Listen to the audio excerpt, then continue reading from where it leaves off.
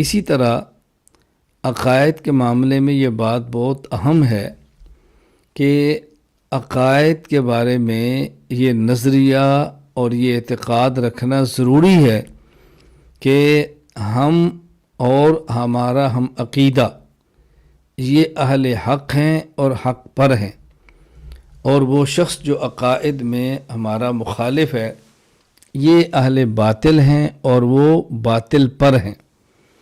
اس میں یہ ذہن کبھی نہ بنائیں کہ ہم بھی حق پر ہیں، دوسرا بھی حق پر ہو سکتا ہے، ہم بھی ٹھیک ہیں دوسرا بھی ٹھیک ہو سکتا ہے۔ تو پھر عقیدہ کیسا ہوا جب یہ شبہ پیدا ہو گیا، شک پیدا ہو گیا، اعتماد ختم ہو گیا، یقین میں تزلزل آ گیا؟ یہ کون سا عقیدہ ہے؟ ایک اختلاف ہے عقائد کا اور ایک اختلاف ہے اجتہادی مسائل اور مذاہب کا۔ عقائد کے بارے میں یہ نظریہ رکھنا ضروری ہے کہ ہم حق پر ہیں اور ہمارا مخالف باطل پر ہے۔ اگر ہم توحید کے قائل ہم حق پر ہیں، جو توحید کا قائل نہیں وہ باطل پر ہے۔ ہم ختم نبوت مانتے ہیں تو ہم حق پر ہیں، جو ختم نبوت نہیں مانتا وہ باطل پر ہے۔ ہم صحابہ کو ایمان مانتے ہیں تو حق پر ہیں، جو صحابہ کو ایمان نہیں مانتا وہ باطل پر ہے۔ ہم حضرت عیسیٰ علیہ السلام کے نازل ہونے کے قائل ہیں، ہم ان کے زندہ آسمان پہ جانے کے قائل ہیں تو حق پر ہیں۔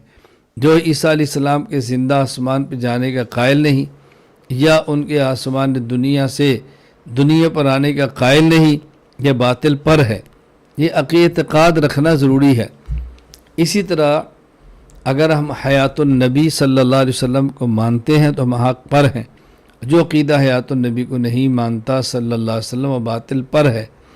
ثواب و عذاب قبر کو مانتے ہیں تو حق پر ہیں، جو ثواب و عذاب قبر نہیں مانتا وہ باطل پر ہے۔ کرامات اولیاء مانتے ہیں تو حق پر ہیں، جو کرامات اولیاء کا انکار کرتا ہے وہ باطل پر ہے۔ تو اعتقادات کے معاملے میں یہ نظریہ رکھنا ضروری ہے اور یہ عقیدہ بنانا ضروری ہے کہ ہم اہل حق ہیں اور ہمارا مخالف باطل ہے۔